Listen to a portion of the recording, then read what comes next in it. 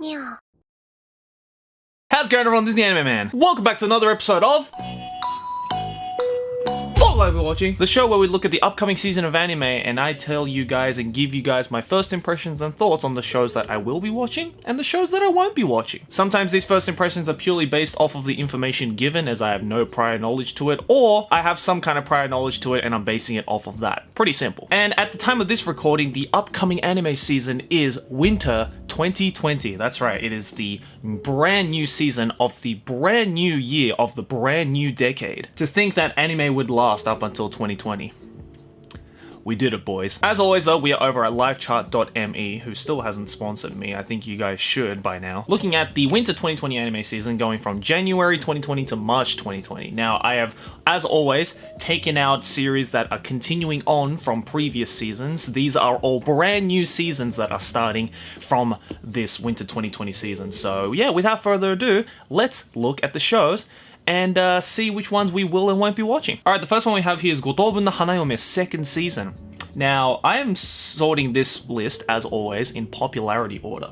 And I am genuinely surprised that Gotobu no Hanayome is number 1 on this list. I don't know if that's a good thing or a bad thing, because it's really surprising how big, I guess, Gotobu no Hanayome became when the anime started coming out. Obviously, it had the back of a lot of the manga readers of the original manga series. Like, a lot of those people were super fucking hyped to see the anime adaptation of this. But other than that, I feel that Gotobu no Hanayome, when it was first announced, didn't really receive the hype that it ended up getting. It was one of those diamonds in the rough for that particular season, I believe, and it wasn't really highlighted as like one of the big shows or one of the great shows of the past couple of years. I believe the first season came out this year sometime, right? Correct me if I'm wrong. But yeah, I guess that hype is living on, and we're getting a second season of it. The studio is to be announced, and the episode numbers are still to be announced. So yeah, we have no idea what's going to happen with this, but I guess we're just gonna have to wait and see. Personally speaking, I didn't finish Gotobu no Hanayome. I actually am more inclined to go check out the original manga series, because a few of my friends who are fans of the manga for Gotobu no Hanayome said that as good as the anime is, the manga is just infinitely better. And I mean, isn't that usually the case? So I'm definitely going to go check out the second season of this once I have kind of either finished the first season of the anime, which I'm probably going to do, and then I'm going to go check out the manga as well. But so far from what I got from the first season, it's a pretty fucking great show. All of the girls are adorable, as you can see on this poster right here. And you know what? I am an absolute sucker for harems, especially shonen harems, and this harem in particular is really fucking great. It's really hard to decide who is best girl in this particular harem because they're all fantastic. So yeah, I'm pretty hyped for the second season, as apparently a lot of people are. Alright, up next we have Haikyuu to the Top. This is the 4th season of Haikyuu. Now, I know I'm probably going to piss off a lot of people, and as much as I love Production IG, they do some great shit. I have never seen a single episode of Haikyuu. Please don't kill me. Please stop with your torch and pitchforks. I understand. And look, it's not like I have anything against volleyball anime, or rather sports anime, because there are actually a lot of sports anime I really enjoy. It's just like the thousands and thousands of anime that are still on my to watch list, I just haven't really had the time. A million different people are telling me to prioritize a million different shows, and this is just one of those shows. So now that there are 4 fucking seasons of this, it's gonna get harder and harder for me to step into it. But I definitely do want to make it a goal, at least next year, to at least watch the first season, just to, you know, kind of get my foot into the Haikyuu universe, because everyone I know who loves Haikyuu really fucking loves Haikyuu. Alright, up next we have Isekai Quartet 2. Now, again, I'm surprised and not surprised about this show getting a second season. I'm surprised because, I mean, this is just like the most obvious fucking cash grab that the anime industry could have pulled on us, and I'm not surprised because apparently a lot of people who watch that show don't really care. Did I enjoy Isekai Quartet? on and off. The problem is that not every series that is in Isekai Quartet I'm a huge fan of necessarily, and like some of the dialogue exchanges, at least in the first season, were a little bit awkward at times, a little bit like, okay, yeah, you're clearly just like trying to push this like collaboration as far as it can without thinking of any of the repercussions. Like at times I felt the awkwardness that I felt in like an Alien vs Predator. But I'm totally not surprised that this is getting a second season. Not only was this huge in Japan, but also huge overseas. And I mean, anything with the word isekai in it, you know it's gonna just pull the numbers, because we are living in a timeline where if it even smells remotely like an isekai, you know that that smell is going to eventually turn into the smell of cold hard cash for the industry. I don't know if I'm going to watch this second season, in all honesty. I mean, I wasn't too hot on the first season, so yeah, might skip this one, leave it for you isekai fans. Alright, up next is Plunderer, finally, the first original show. I swear to god, these last couple of What Will I Be Watchings, especially these last couple of seasons, the first like, the top 3 or maybe the top 5 have been like second or third or fourth seasons of already existing shows, so I mean, it makes sense because there's a hype backed up on it, but still, we want some more, you know, new stuff, some new, creative, innovative stuff. So, we have Plunderer right here, based off of a manga series done by Geek Toys. Never heard of it, but the style, like the art style is kind of like giving me a 90s shoujo manga vibe. I don't know if it's just me, but like the dudes especially, like the dude at the back there with the blonde Nazi looking dude, I don't know what it is, like his face kind of reminds me of like old 90s shoujo, but apparently it is an action adventure comedy drama edgy fantasy romance. Damn, this show's got everything, bro. It's the year 305 of the Aelsian calendar, and the world is controlled by numbers. Every human born is branded with a count, which could mean anything from the number of kilometers walked to the amount of people who have said your food is tasty. And if your count drops to 0, you'll be sent into the abyss. After Hina's mother's count dropped to 0, her last request is for Hina to look for the legendary Red Baron. Huh, that's an interesting concept. It kind of reminds me of like the number that Misa can see, you know, the how long you have to live in Death Note, like when that drops to 0, like the guy dies kind of thing, like that. It reminds me of that, but obviously on a lot more of a broader scale. I don't know when this manga was created. I get the feeling though that it is kind of an older series. I might be completely wrong on that because I'm not doing any research on this, right? This is totally just first impressions, but just from the sound of the story and just from the artwork, I don't know if this is because of Geeks Toys Studios, which again I've never heard of, like, you know, doing it in their style, or if it's based off the original manga style, but if it's the latter, then it kind of gives me the vibe of an old anime. Also, that tanned girl is really hot, and also reminds me of the tan girl in Food Wars, so yeah, all the more reason to check this show out. I'm genuinely interested though, I'm genuinely interested. It could be a really good series for all I know, so only one way to find out, I guess. Alright, up next is Decay ga Koi ni ochita no de shoumei shite mita. Now, I know this series. I have actually read the first volume of the digital manga, or yeah, I guess the digital manga. It was also a light novel, I believe. I think. Correct me if I'm wrong. But I have read the first couple of chapters of at least the manga for this because it was advertised like fucking crazy in bookstores, especially around where I live. So I'm genuinely not surprised that this is getting an anime adaptation because it was actually a pretty charming show. But for those of you who don't know, let's read the synopsis. Yukimura Shinya and Himuro Ayame are two scientists that want to find out if love can be solved by a scientific theory. These two scientists also have feelings for each other and want to be able to solve their feelings through similar theoretical facts. With this perfect opportunity, these scientists will attempt to solve the theory of the love they express for each other. Really simple, right? Really simple. But I mean, you know, as a boy who loves his science, hell yeah, science, and loves his romance, hell yeah, romance, I genuinely enjoyed this show, and I think if the animation is done correctly and, you know, it's properly adapted and everything, and from the looks of this, like, at least poster, the art looks pretty great. It looks pretty on point from the digital manga, so hoping that Zero G Studios will be able to do a good job with this adaptation, because if they do, I think it's going to be a banger for this season. I think this is going to be one of the more popular shows of this season, so yeah, the only one way to find out, but I'm definitely going to check this one out for sure. Alright, up next is Kyoko Suiri. and it's done by Brainspace. Okay, finally, a studio that I am aware of. And the world premiere at Anime Expo 2019 on July 5th. Oh, okay, so it's already been premiered. Oh, wow, I didn't see this apparently. I mean, I was at Anime Expo this year. I guess I missed out on this premiere. But yeah, alright, it's a Brainbase, comedy, mystery, romance, shonen, supernatural. I'm digging this art style. This art style looks dope, but let's check out the synopsis. The 17-year-old Kotoko has a unique situation. When she was a child, she was kidnapped by spirits called yokai and returned missing one leg and one eye. Oh, okay. Since then, she has been able to communicate with otherworldly forces, both benevolent and dangerous. Kotoko is alone in her power until she learns that the crush she's watched from afar, Kuro, has had his own encounter with yokai. Oh my.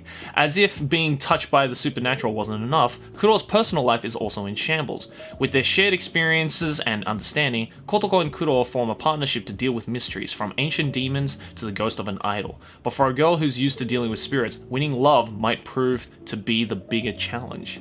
Okay. So, from my understanding of that, this is kind of giving me a combination, I guess, of Dusk Maiden of Amnesia, like the romance side of Dusk Maiden of Amnesia, and I guess the mystery problem-solving side of Mushotoroji. So, if it's a combination of those two, which from the sounds of it, that's what it sounds like. I mean, I love Dusk Maiden Amnesia, and Mushotoroji is like a manga series that I fucking grew up with, so I think this is going to be a pretty fucking cool series. And I mean, it's Brainspace Studios, and they've done some pretty great things in the past, and this art style, again, looks fucking dope. It's a nice breath of fresh air when yokai is implemented into series, because I mean, the Gegege no Kitaro, the recent Gegege no Kitaro adaptation got absolutely butchered by the anime community, because hardly anyone watched that show, and it was a fucking incredible readaptation of a very classic manga series. So I guess like the whole yokai side of things isn't huge with the, at least with the Western anime industry, or the Western anime community rather, so I'm hoping that at least this show kind of gets a little bit of a pickup. And I mean, it looks cool, sounds cool, I'm definitely going to check this one out. Alright, up next is Darwins Game. I feel like I've heard this series before. I don't know why that name sounds really familiar, but apparently the first episode is an hour-long special. Alright, I mean, as long as the show is good, don't have any problems with that. But let's read the synopsis. An unknowing Sudo Kaname is invited to try out a new mysterious mobile app game called Darwin's Game, but later realizes that he's in for more than he's bargained for when he finds out there's no way to quit the game. Okay, yeah, that sounds familiar. I don't think I've read this manga, but I've definitely seen this manga floating around, bookstores and in the manga community. So yeah, that's gonna look interesting. Also, is it just me, or is this main character's eyes really fucking far apart? Like, is that just me? Does that look weird to you? He kind of looks a little bit froggy. Like, all the other characters look alright, but this main character's eyes are like fucking out on the sides of his head. But yeah, I feel like I've definitely seen, or at least heard of this manga before. That synopsis sounded really familiar, and I feel if it's got a little bit of like a horror element to it, like if it's got like a little bit of an All Summer Game vibe to it, but hopefully not following suit in the All Summer Game anime adaptation, because that was just, we don't want to talk about that travesty of an anime adaptation. If it's anything like the original manga or the original novel of that, has a little bit of a horror psychological twist to it, I think this show's going to be up my alley, so we'll wait and see. Alright, up next we have Infinite Dendogram. Wow, what a title. Oh, and of course, I can already tell just from looking at this image, the isekais are back, my boy. Although, to be fair, to give this season props, at least, the top spots of this season are not isekai shows. So that's fucking great. I'm starting to get a good feeling about this. Like, this is the first isekai series we're seeing this season in, like, what, 7 or 8 shows? So, hey, way better than last season, let me tell you that. But this is done by Nas Studios, my favorite rapper, and it's a fantasy game.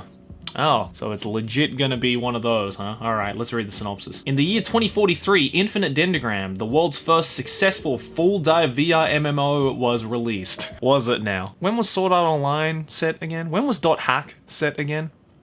Yeah, I didn't think so. In addition to its ability to perfectly simulate the 5 senses, along with its many other amazing features, the game promised to offer players a world full of infinite possibilities. Nearly 2 years later, soon-to-be college freshman Reiji Mukudori is finally able to buy a copy of the game and start playing. With some help from his experienced older brother Shu and his partner Embryo... Embryo? What? Infinite possibilities! And you had to call him Embryo. Reiji embarks on an adventure into the world of Infinite Dendogram. Just what will he discover and encounter in its game world, known for its incredible realism and infinite possibilities? Again, infinite possibilities, and you called the motherfucker Embryo. Is this gonna be a comedy? It has to be a comedy, right? With a character like Embryo? You fucking kidding me? But yeah, I mean, other than that, this just seems like a fucking echo fighter of every isekai, you know, MMORPG fucking-esque thing ever, so... yeah, I'm not even gonna bother with this one, honestly. Although I am looking forward to all the memes that are gonna come out of fucking Embryo, so... that's at least one thing to look forward to. Alright, up next is... it's time, boys. It's time for ultimate degeneracy. The Nekopara TV anime. It's finally here. Oh, man! I remember... AX, like 3 years ago, I think. I went to the Nekopara panel. And I was there when they announced the Kickstarter for the Nekopara anime. And I was like, bruh. And I mean, this art style, although it's not, you know, Sayori level of art style, it's pretty clean. Felix Film is doing a pretty fucking clean job. Although, who the fuck is that at the bottom there? I don't remember a character like that. I mean, it's been a while since I played the Nekopara games, you know, like I did a full Let's Play of like a couple of the chapters way back when I was doing Let's Plays on this channel, but I don't remember this character at all. So, is this going to be like an anime original character that's going to come out? Who the hell knows? Only one way to find out, I guess. Am I going to watch this? Yeah, probably. I mean, you know, I do like my Nekopara. Unironically, I do like my Nekopara, and Sayori is just like an absolute god when it comes to art and animation, especially in the visual novel world. So, I mean, hey, I'm down to check this out and indulge in some cute Neko girls, alright? Don't judge me. Alright, up next is Towaru Kaku no Railgun T. Wow, they're making a 3rd season of Towaru Kaku no Railgun? Okay. I mean, I was really shocked, I guess, when the 3rd season of Towaru Majutsu no Index came out. I think it was earlier this year, if I remember correctly. Because there was like I think there was like an 11-year gap between season 2 and season 3. And I guess we're getting a 2nd or 3rd season rather of Scientific Railgun now. I guess it's just riding on that wave, like that resurfacing that this 3rd season of Index did. I mean, I really enjoyed Railgun, personally. I never watched the 2nd season, I only watched the 1st season of Railgun. So I'm gonna have to go now and fucking watch the 2nd season of Railgun, because now there's a 3rd season of it. Great. Alright, up next is... oh, for fuck's sake, what the hell is this title? 痛いのは嫌なので防御力に曲振りしたいと思います. What?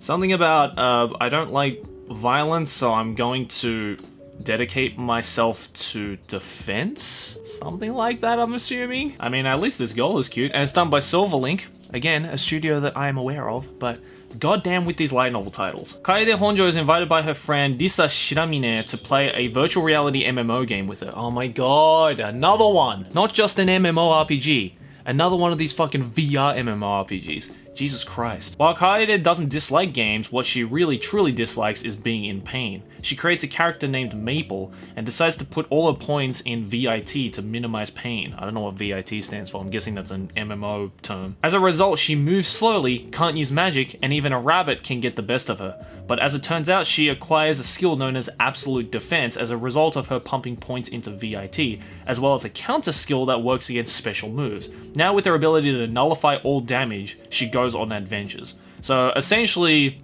this is a Echo Fighter Sword Art Online, but a slice of life of a tank character? I mean, considering that it says slice of life there and comedy, this is definitely going to be more on the light-hearted side of an isekai. But goddamn, dude. All right. I don't know if I'm going to like this or not, honestly, because again, it's another fucking isekai, and just I I don't... Can we please stop with these? Please stop with these. I don't care how good these shows end up being, okay? I don't care if they become like classics. We need to stop. We need to fucking stop. Alright, up next is Somari to Mori no Kami-sama. Again, this is another manga series that I feel like I've seen before. I don't know exactly if I've seen it. The name sounds super fucking familiar. But I don't know anything about this show. Adventure fantasy slice of life. Oh, okay, another slice of life. Alright, I see how it is. Satellite, I think I know Satellite Studios. But anyway, I have no idea what the show is about. Let's look at the synopsis. The world is ruled by spirits, goblins, and all manner of strange creatures. Human beings are persecuted and to the very point of extinction. One day, a golem and a lone human girl meet. This is a record of the pair, one a member of a ruined race, the other a watchman of the forest. It tells of their travels together and of the bond between father and daughter. Okay, so from my understanding of that, I feel like it's going to be a fantasy twist on something like Girls Last Tour, where it's more of like a chill kind of like post-apocalyptic like view of two people's lives trying to live through this now ruined world in a ruined scenario. But obviously, instead of two cute girls like it was in Girls Last Tour talking about existentialism, we now have a human and a golem. I mean, seems alright, I guess. I really fucking loved Girls Last Tour. In fact, I did a whole video on it ages ago as to why it's a great fucking show. So I feel like if it's anything like that at all, which I get the feeling it is, then I think I'm going to enjoy this show quite a bit. I feel like it's going to be one of those like slow burner shows that won't be everyone's cup of tea, but if you are into those kinds of like, you know, more slower, more melancholic type of slice of life shows, which I am, then I think it's going to be a great show. So only one way to find out, I guess. Okay, up next is Machi Orphan Hug Tabi. Oh, by Studio Dean. Oh, finally, first Studio Dean's thing we're looking at. All right, I see how it is. Based off a light novel, okay. Yep, as if I couldn't tell already, it's gonna be one of those, huh? A sorcerer who was once the top student of the famous Tower of Fang now spends his time chasing around his hopeless clients as a moneylender, at least until his client comes up with a plan to make money. Marriage fraud. Bruh, that's pretty fucked, bro. Not gonna lie. Unwillingly being dragged into the plan, Orphan encounters a monster who has long been since his goal since the day he left the Tower of Fang. Between those who seek to kill the monster and Orphan, giving everything to protect the monster, his lousy but peaceful days end. Trying to turn back his sister Azarie back to her true form leads to many more mysteries and the key to the secret to the world. Okay, so again, it just sounds like your generic, like, you know, fantasy story about, you know, whole like, you know, I'm gonna go on a revenge to get my sister back kind of thing. Damn you, demon lord. Yeah, I mean, we've seen a million shows that are like this, so I'm not exactly all that keen for it, if you couldn't tell from my facial expression and tone of voice. Also, this main character with like the red hairband, I feel like there's like 7 or 8 other main protagonists who look exactly like this, like same hair color, same hairstyle, same red band. Like, is it just me? Am I just tripping? Is this like deja vu? But that seems like a bunch of characters that I've seen before. Okay, up next, which I'm kind of interested in looking at, is Magica record, Mahou Shoujo Madoka Magica Gaiden. We have a new spin-off of Madoka Magica from Shaft. Wow. I've never heard of this particular spin-off. I love my Madoka Magica, don't get me wrong. But I've never heard of this spin-off at all. The new heroine of Magica Record is Iroha, a magical girl on the hunt for her missing sister Ui in Kamihama.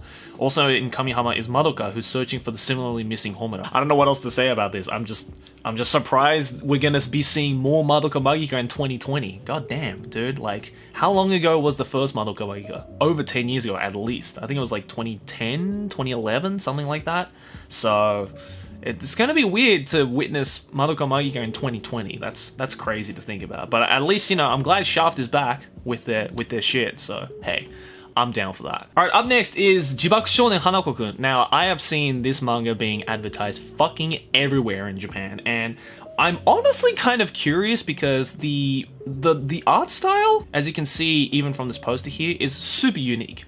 We don't usually get to see a very stylized art style like this, and I love my stylized shit. So this is going to be super interesting to check out. I've been meaning to get the manga for this for the longest time because it just looks like something I'd kind of dig.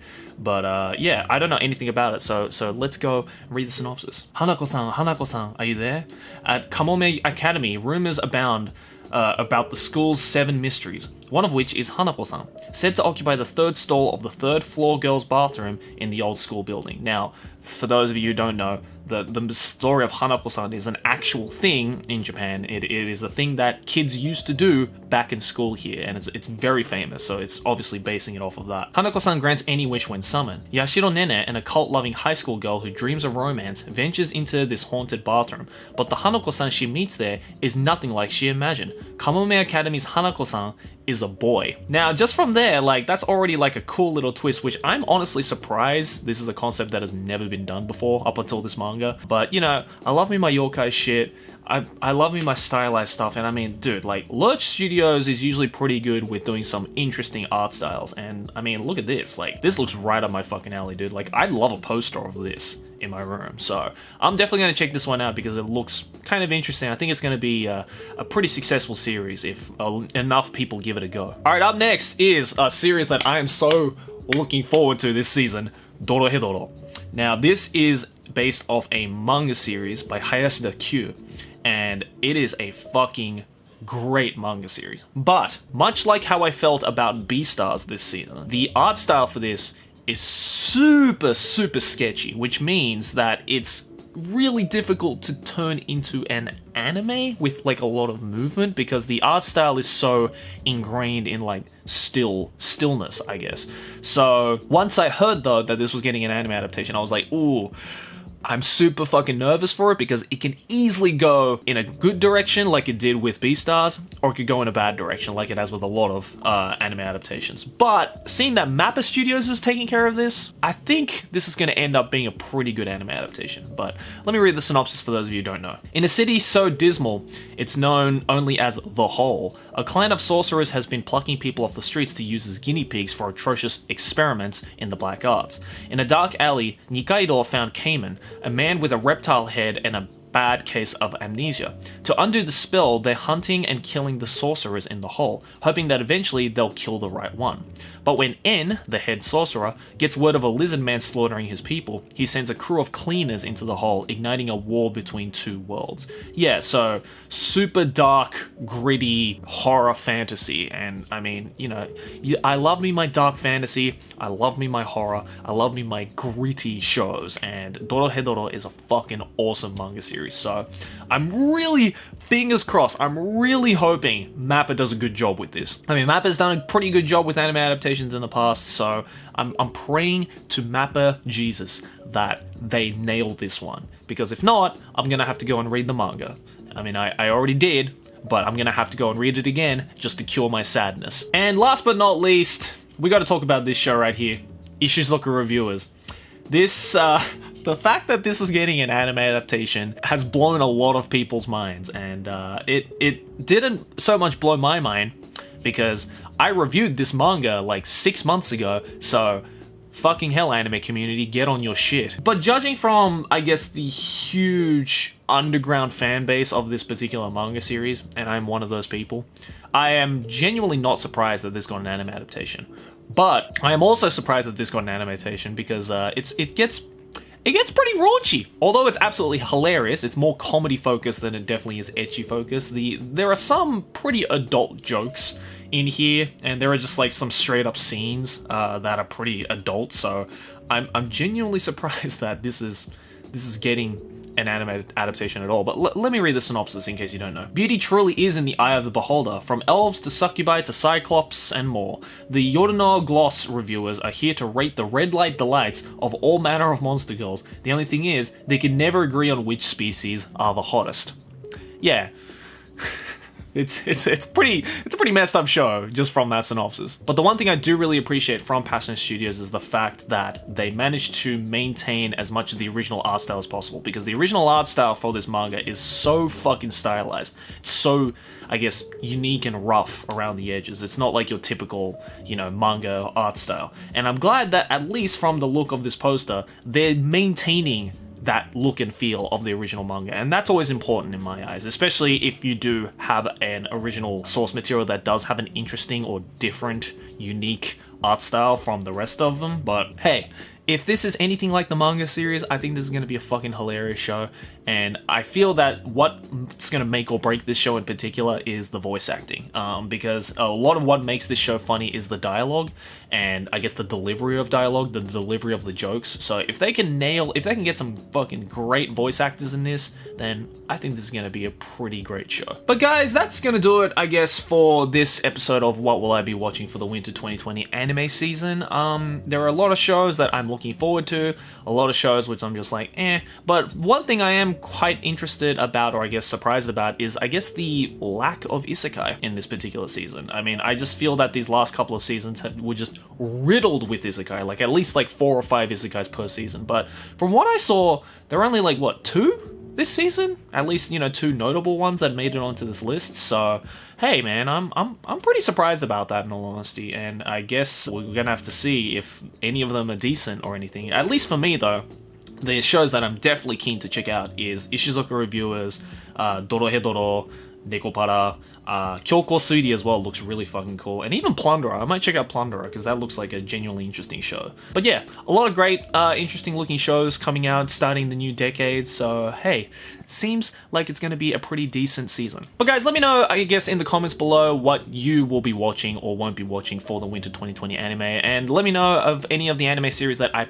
missed out on this particular list that you'd like me to check out as well. I've leave the link in the description to this particular page down in the description below, so definitely go and check it out, and let me know all your thoughts and opinions in the comments below. If you'd like to check out the previous season of What Will I Be Watching, then I'll also leave that in the description below. And thanks for watching, guys. As always, like and favorite if you enjoyed, subscribe for more anime banter, and keep watching anime.